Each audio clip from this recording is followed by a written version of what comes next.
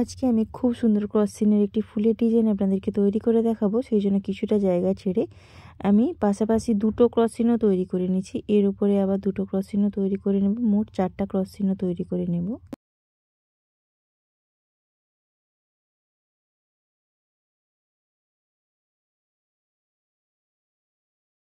এরপর লাল রঙের উল নিয়ে সাদা ক্রস চিহ্নের ওপরে আবার পাশাপাশি দুটো ক্রস চিহ্ন তৈরি করে নিচ্ছি।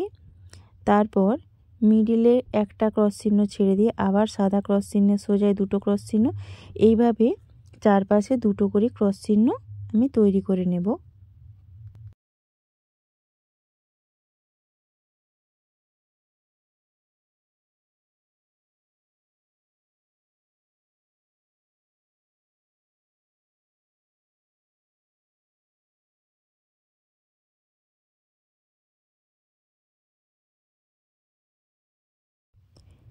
এরপর হলুদ রঙের উল নিয়ে একটা ক্রস চিহ্ন তৈরি করে নিচ্ছি। চারপাশে 4টা কোণে একটা করে হলুদ রঙের ক্রস চিহ্ন তৈরি করে নেব।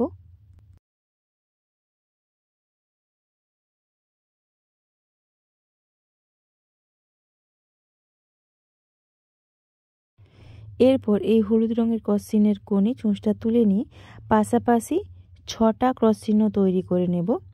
আবার 6 নাম্বার ক্রস চিহ্নটাকে নিয়ে নিচের দিকে 6টা ক্রস চিহ্ন, এইভাবে চারপাশে ক্রস চিহ্ন তৈরি করে নিচ্ছি।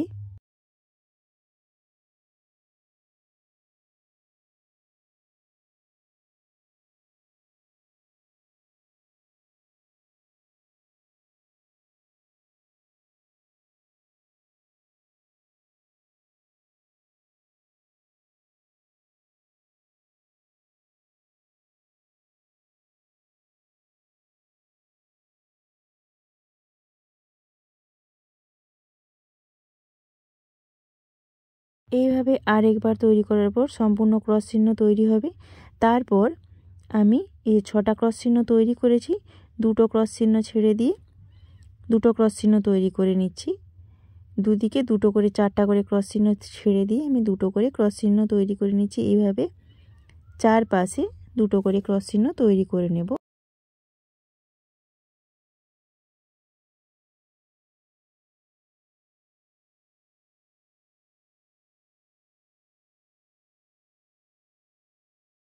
এইভাবে একটা সম্পূর্ণ ফুল তৈরি হলো। এর ওপরে যখন ফুল তৈরি করব, তো এখান থেকে 3টা ক্রস চিহ্ন বা 6টা ঘর ছেড়ে দিয়ে ছুঁচটা তুলে নিচ্ছি। তো এখানে আমি হলুদ রঙের উল নিয়ে 4টা ক্রস চিহ্ন তৈরি করে নিচ্ছি।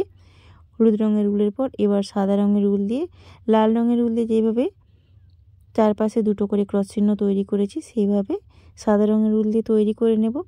যেভাবে প্রথমের ফুলটা তৈরি করেছি ওপরের দিকে এবং পাশাপাশি ফুলগুলো ওই একই ক্রস চিহ্ন দিয়ে তৈরি হবে।